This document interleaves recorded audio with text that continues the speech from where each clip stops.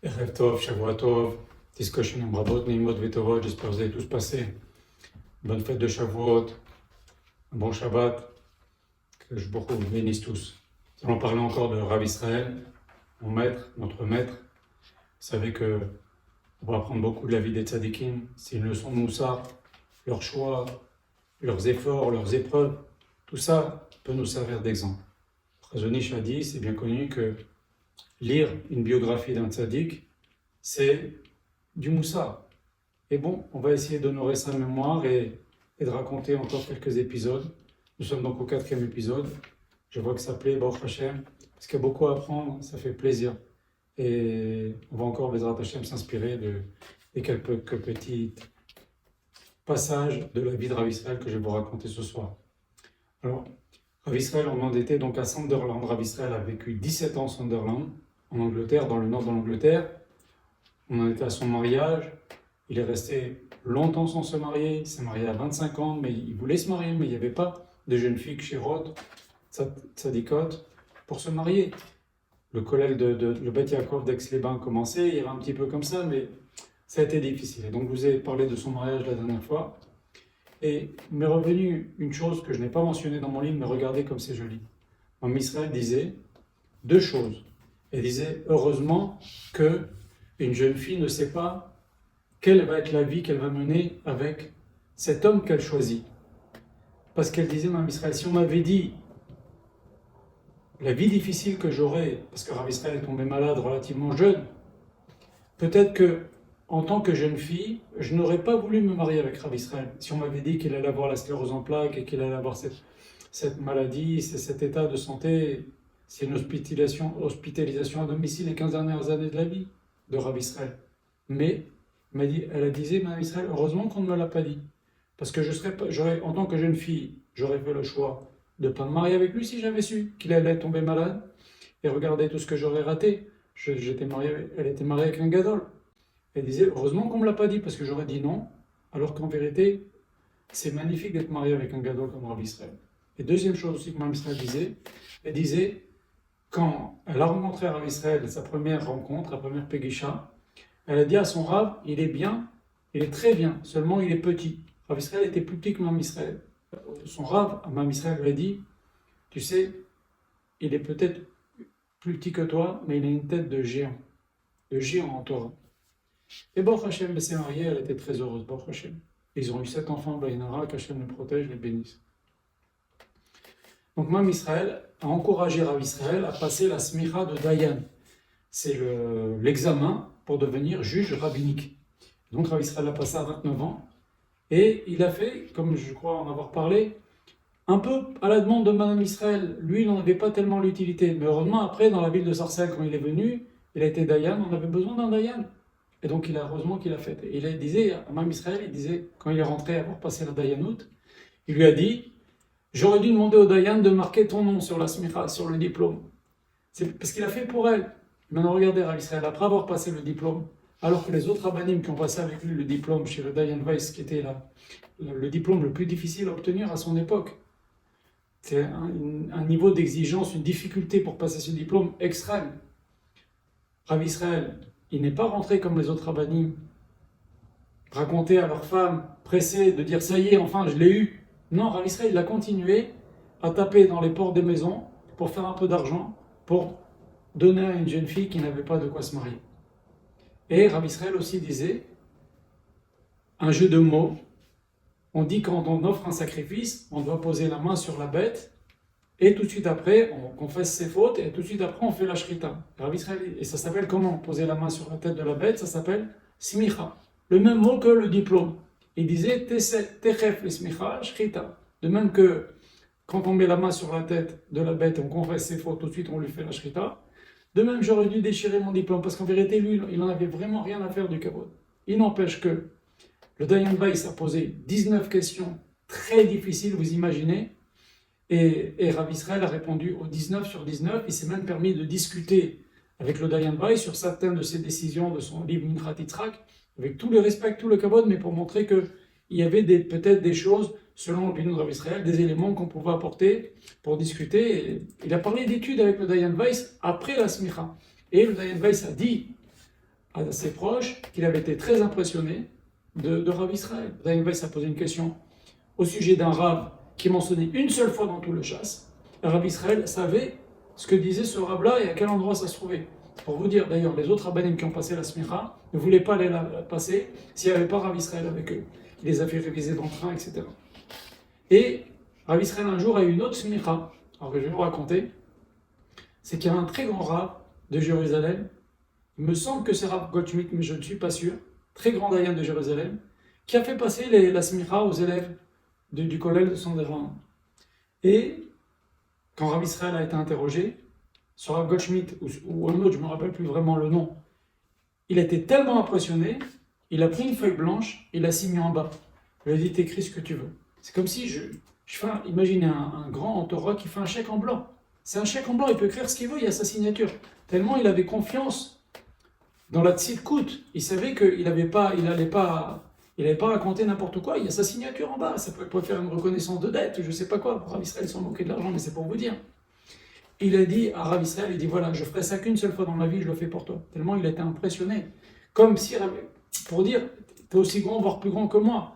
Je te donne un papier, au lieu d'écrire ce jeune homme a passé le diplôme avec succès, etc. de Dayan, il a fait une feuille blanche, il a signé en bas, écris ce que tu veux. Pour vous dire, dit que Rav Israël, son Rav, c'était Rav Chaim Shmuel Lopian, un des Raché Yeshivot de Sonderland, qui était le fils de Rav Eliyahu Lopian. Et Rav Chaim Shmuel Lopian disait à qui voulait l'entendre que si Rav Israël n'avait pas mis sa tête et son énergie dans l'étude de la Torah, il y aurait eu 2 Fidel Castro dans le monde, Fidel Castro et Rav Israël. Ça veut dire quoi? À l'époque, Fidel Castro, c'était l'exemple même, on est dans les années 60, du type qui est prêt à tout faire sauter parce qu'il est têtu, tête de mule, tête brûlée. Okay? Eh ben, il disait si Rav Israël n'avait pas mis sa tête dans la Torah, c'est-à-dire que son énergie, son courage, il l'a mis dans la Torah. Et ça, c'est une très grande leçon. Parce qu'effectivement, il aurait pu devenir un voyou, chas v'shalom. Avec ça, il était tellement intelligent, tellement rusé. Moi, pour rigoler, je disais à Rav Israël, si vous avez été si vous avez été dans le business, j'aurais été multimilliardaire. C'est un génie, Rav Israël. Il était capable d'aider les gens qui avaient des problèmes de business difficiles en une seconde. Quand la personne l'expliquait, il lui donnait une idée que la personne, avec toute son expérience, elle n'avait jamais réussi à trouver. C'est un génie. Maintenant, il a mis son énergie au service des mitzvot, au service de la Torah. Ça, c'est une très grande leçon de Moussar pour nous. Akash Baruch Hu donne des dons à chacun. On doit les mettre au service d'Hachem. C'est notre mission. Le don que chacun a, s'il le met au service d'Hachem, la personne qui fait ça, elle se réalise. Et bon, Hachem, Rav Israël a orienté ces dons-là. Il avait une atmada, il avait une résistance, il arrivait à rester, à dormir peu, à être concentré, à retenir. Il a mis tout ça au service d'Hachem. Et ça, c'est ce que nous devons faire chacun. Il y a des gens ce sera pas dans l'étude, ce sera dans savoir parler, savoir encourager, il y a des gens qui ont un don pour faire du business. Et bien très bien, qu'ils fassent du business, mais qui donnent leur main à serre et qui encouragent et qui renforcent les mosdot de Torah. Tout le monde n'est pas fait pour étudier au collège, mais chacun a des dons, des cadeaux d'Akash Baruch Hu qu'on doit mettre au service d'Hachem. Et c'est ça l'exemple, la leçon à tirer de cette phrase de Rav Chaim Shmuel Lopian au sujet de Rav Israël. L'oncle de Rav Israël, lorsque Rav Israël est revenu du collège de la yeshiva de Sonderland au bout de 4 ou 5 ans, il a discuté avec lui en limoud, il a vu le niveau qu'il a obtenu en quelques années d'études dans cette yeshiva. L'oncle de Rav Israël, Rav Meir Israël Zatzal, a dit à Rav Israël, mais j'ai l'impression qu'on vous trempe dans le mikvé des eaux du Gan Eden. Regardez cette belle phrase. Dans cette yeshiva-là, on vous trempe dans le mikvé des eaux du Gan Eden. C'est-à-dire qu'il y avait des fleuves qui traversaient le Gan Eden. Il y en avait 4. Et donc c'est pour dire, il a extrêmement élevé ces études-là, avec ses rabbanim, dans la difficulté. Les Rav Israël disait toujours, il a dit, c'est vrai qu'on avait froid, c'est vrai qu'on n'avait pas de table, c'est vrai qu'on mangeait très peu, c'est vrai que c'était difficile, mais ces années à la yeshiva, je ne les échangerai jamais, même pour une yeshiva ultra confortable, parce qu'elles m'ont apporté ce qu'une autre yeshiva ultra confortable ne m'aurait pas. En 1969, le cousin, un membre de la famille de Rav Israël, M. Josué Charbit, celui qui a fondé la librairie Kolbo à Paris, le Patach Eliyahu, etc., était très proche de Rav Israël, lui a dit, écoute, viens à Eganheim, c'est une ville près de Strasbourg, tu vas pouvoir y tenir une yeshiva, un kollel là-bas, tu seras le rosh yeshiva. Et donc Rav Israël a quitté, après 17 ans en Angleterre, il a quitté cet endroit-là alors qu'il avait plusieurs enfants, et il allait vers l'inconnu, vers la France. Son premier poste où il devait maintenant gérer une yeshiva. Jusqu'à maintenant, il était étudiant, kollelman, il recevait une bourse. Maintenant, il va falloir qu'il enseigne à plein temps. Il révise pour lui, bien sûr, il a écrit ses livres, mais il fallait qu'il enseigne, qu'il se donne beaucoup pour les autres. Et Rav Israël m'a dit que pendant toutes les années où il était en Angleterre, il n'a jamais fumé. Mais tout le monde fumait autour de lui dans son collège. Et quand il a fait ce voyage en ferry de l'Angleterre vers la France, c'est là qu'il a acheté son premier paquet de cigarettes. Et je lui ai dit, Rav Israël, comment ça se fait? Il m'a dit, j'étais un peu inquiet. Et je lui ai dit, comment? J'étais étonné, moi, quand Rav Israël me dit ça, j'ai jamais vu un inquiet de ma vie. Il m'a dit, mais qu'est-ce que tu crois? Je suis un être humain. Et donc, il est arrivé à Regenheim, c'est une ville donc près de Strasbourg, près de Bâle, et il a commencé à enseigner la Torah. Là-bas, il y avait des futurs rabbanim comme Rav Gardner, Rav Ramon. J'ai dit déjà dans une des vidéos que Rav Israël donnait cours non-stop. Non-stop. Il a fait une avoda avec Rav Ramon de minuit à 2h du matin pendant des années. Et donc, il a beaucoup diffusé la Torah. Sont sortis de cette yeshiva beaucoup de rabbanim, qui aujourd'hui sont des rabbanim, des rosh kollel, dans plusieurs grands yeshivot ou kollelin en Eretz Israël. Et donc il a commencé à diffuser la Torah là-bas. Et donc les gens venaient de Strasbourg, les gens venaient de Bâle, écouter ses cours. Il donnait même des cours, à part les Bachurim, il donnait même des cours aux Baal et Batim, aux gens qui travaillent, ils venaient s'instruire et prendre un cours de Rav Israël. Et Rav Israël m'avait raconté cette histoire extraordinaire. Il y avait un non-juif qui était un acteur très connu en Suisse, qui avait entendu parler de Rav Israël. Et donc il est venu à la yeshiva de Rav Israël, à Egenheim, il a commencé à parler avec Rav Israël. Il lui expliquait qu'il trouvait la Torah belle, il commençait à penser à la conversion. Et très bien, Rav Israël a vu que c'était vraiment un converti sincère. Et cet homme-là était marié, il a amené son épouse chez Rav Israël. Et Rav Israël a vu que son épouse n'en avait absolument rien à faire du judaïsme. Et il lui a dit, je ne peux pas convertir ton épouse, elle n'en a rien à faire. Si elle le fait, c'est pour être mariée avec toi, mais elle n'en a strictement rien à faire de la Torah. Alors le type a dit, bon, mais si je divorce maintenant de cette femme, elle va me demander une somme énorme en dédommagement. C'est comme ça. Alors Israël lui a dit, écoute, regarde ce que tu vas faire. Tu vas lui dire maintenant que tu la quittes, et dans même pas, et tu vas surveiller les allées et venues de la maison. Tu vas partir de la maison, tu vas surveiller les allées et venues de la maison, et tu vas voir qu'elle va te tromper. Alors le type a dit, comment elle va me tromper? Ça fait 4 ou 5 ans qu'on est ensemble. Elle m'aime beaucoup, etc. Alors Israël, vas-y, fais comme ça.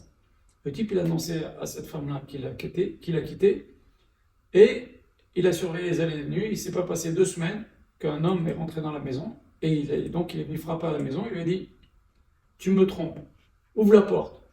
Et elle n'a pas ouvert la porte, bien sûr. Elle a dit, alors signe-moi une reconnaissance comme quoi tu ne me réclames rien au divorce. À l'époque, ça se passait comme ça. Si elle trompait son mari, à ce moment-là, il ne devait pas payer.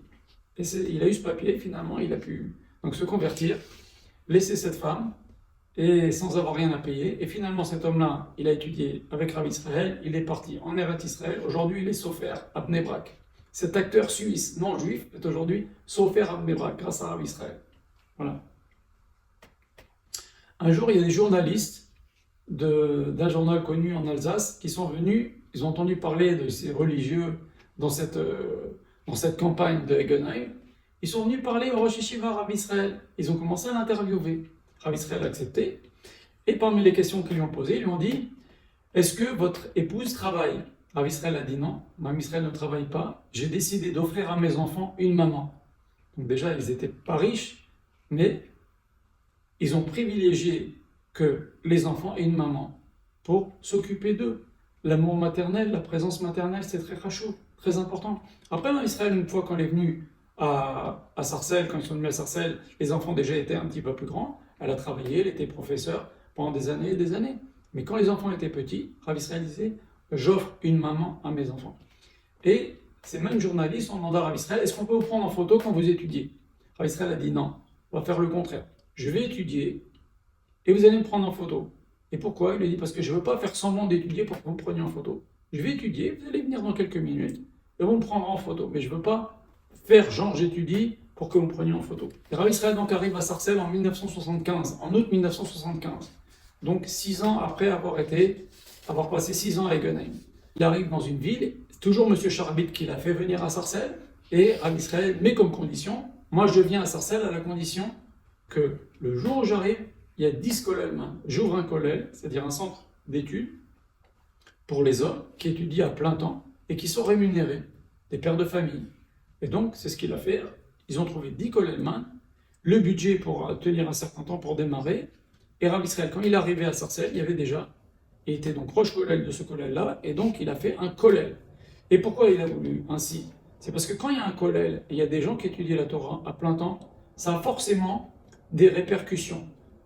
Déjà sur la valeur de l'étude, qu'il y a des gens qui peuvent consacrer leur vie à l'étude, il y a des gens pratiquants qui viennent dans la ville, il y a donc des femmes aussi pratiquantes qui viennent dans la ville. Donc ça donne déjà une petite tournure différente à la ville, une certaine influence. Et de toute façon, le Limoud Torah qui rejaillit de ce kollel va influer toutes les neshamot des gens qui sont autour. Et donc Rav Israël disait que quand il est arrivé à Sarcelles, il y avait 3 ou 4 femmes qui allaient au mikvé par mois. Maintenant, aujourd'hui, il y a 25 femmes qui vont par nuit au mikvé de Sarcelles. Quand il est arrivé, il y avait, je crois, 4 ou 5 familles qui allaient dans la souka. Ils se faisaient une petite souka dans la cour de la synagogue, dans un coin. Aujourd'hui, la souka, elle est bourrée et il y a deux services. Et il y a d'autres soukottes encore, mais dans la grande synagogue de Sarcelles, c'est immense, la cour est immense. Et il y a 2 services, tellement il y a du monde. Mais c'est Rav Israël qui a fait ça.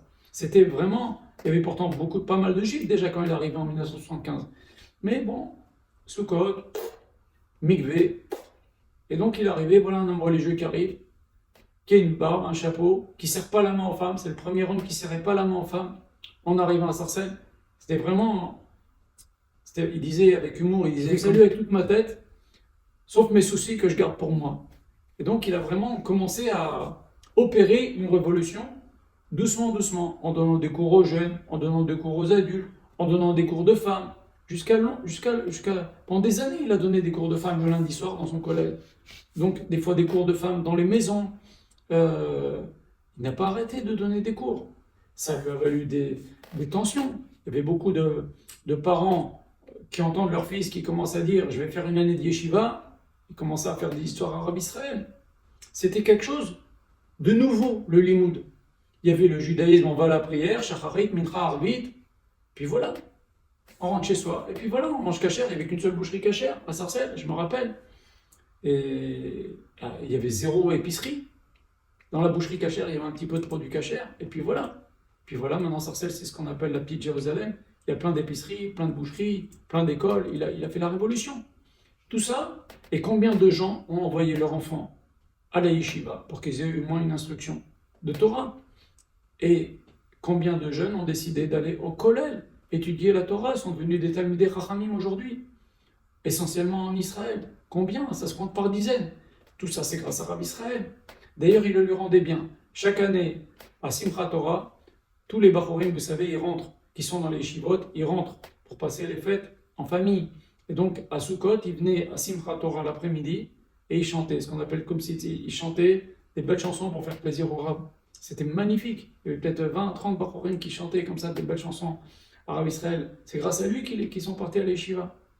Quand Rav Israël a passé donc son premier Rosh Hashanah, il est arrivé en août. Son premier Rosh Hashanah, c'était quelques semaines après.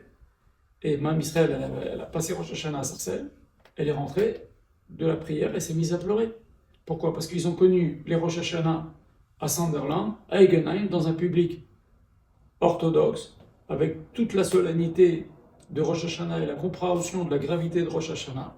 Et puis ils sont arrivés dans un minyan, dans des minyanim où les gens, on change un peu la tefila, mais on ne sentait pas la solennité comme là où ils ont vécu précédemment.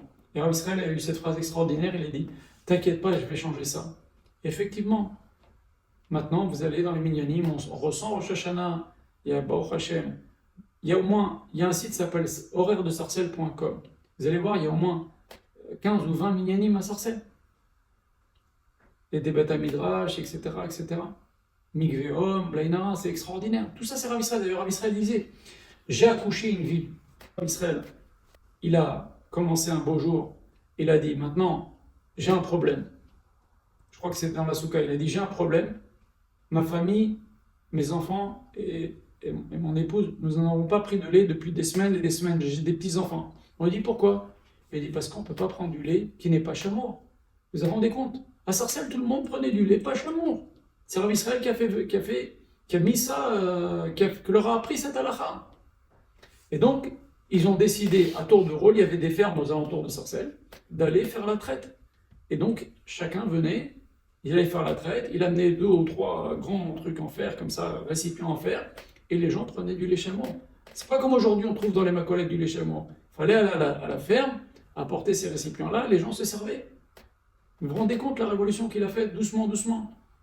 Après, bien sûr, il est passé à la viande glace, il est passé à la tsniout, il est passé à Tarat Mishpacha, il a fait énorme pour Tarat Mishpacha. Il a fait un mikvé extraordinaire, il s'est battu, il axait beaucoup pour Tarat Mishpacha, pour que les femmes respectent Tarat Mishpacha. Il a fait une révolution dans Tarat Mishpacha. C'était quelque chose, comme je vous l'ai dit, très peu de femmes allaient au mikvé. Pourtant, c'était les mariés allaient à la tfila, etc., mais il n'y avait pas d'études. Les gens ne comprenaient pas. Les gens ne savaient pas tellement grand-chose. C'est Rav Israël qui a mis l'étude à Sarcelles. Et bien sûr, il y a d'autres rabbinim avec lui, Rab El Haddad, Rab Abraham El Haddad, Zatzal. Mais bon, ça se compte sur les doigts d'une main. Voilà. Et il a fait aussi Rav Israël que dans les hôpitaux, on puisse manger caché. Ce n'était pas le cas. Combien de gens ils disaient, je suis à l'hôpital, Pikuach Nefesh. Non, il y a des fois, les gens sont à l'hôpital et ce n'est pas Pikuach Nefesh. Et donc, il a parlé avec des directeurs d'hôpitaux pour qu'on puisse faire venir, au début, ils prenaient des plats cachers des aéroports qu'on donne dans les avions avec des bonnes hashgachot et il les faisait venir à l'hôpital. Mais doucement, c'est des choses, vous savez ce qu'on appelle bonaïr, hatikra bonaïr à la bonaïr.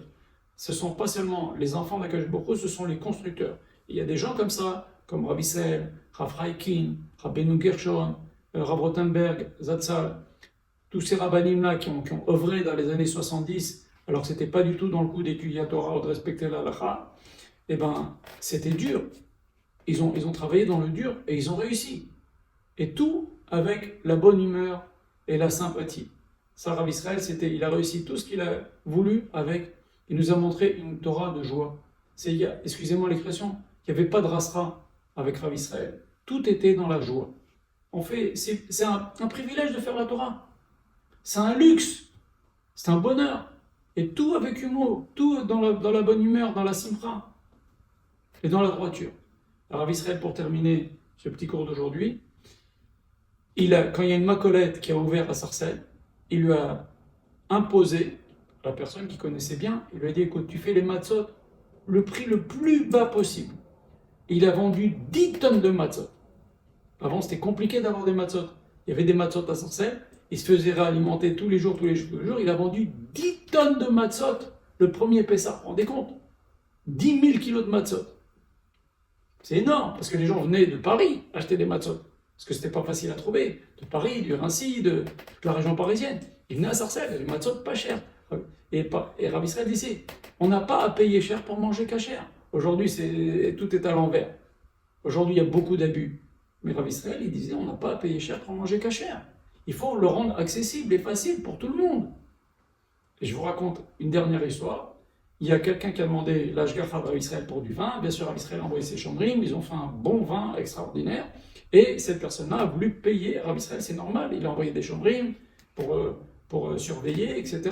Rav Israël a dit non. Garde cet argent, diminue le prix plutôt. Diminue le prix du vin. Je ne veux pas de cet argent. Diminue le prix. Pour que ce vin soit accessible à tout le monde. Voyez. Voilà, c'était dans quel esprit Rav Israël a implanté la Torah, dans la bonne humeur, et bien sûr dans le respect de la halakha, mais que ce soit quelque chose d'agréable.